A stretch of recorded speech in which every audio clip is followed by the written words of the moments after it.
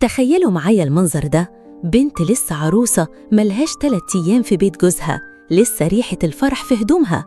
3 أيام بس، وفي يوم الصباحية صحيت على كابوس قلب حياتها رأساً على عقب، وخلاها في لحظة واحدة بدل ما تكون ملكة متوجة في بيتها الجديد لقت نفسها بين 4 حيطان في بيت أهلها تاني.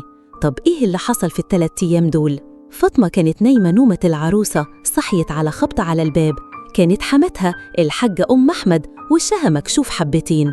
يلا يا فاطمة قومي عشان نتغدى سوا تحت. فاطمة استغربت بس قالت يمكن عادي، لسه عروسة جديدة وبتتعرف على أهل جوزها. أنزل تحت؟ سألت فاطمة باستغراب. يا حبيبتي البيت بيتك، ردت حماتها وهي بتبص عليها بتركيز. فاطمة بنت الأصول واللي اتربت على الكرم افتكرت إن أهلها طول الشهر الأول من الجواز بيبعتوا لها أكل وفاكهة وحاجات حلوة. قالت في نفسها ما ينفعش أنزل إيدي فاضية، شالت أحسن مجالها من أكل وفاكهة ونزلت بيهم تحت.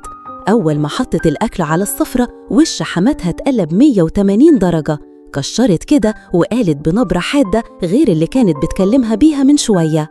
اسمعي يا عروسة، من النهاردة كل يوم الصبح الساعة 7 تنزلي تحت، كفاية عليكي كده قاعدة فوق لوحدك، ومفيش حاجة اسمها حد ياكل لوحده فوق، الأكل ده لينا كلنا. فاطمة اتصدمت، لسه مكملتش 3 أيام في بيتها وبتترمي عليها الأوامر بالشكل ده.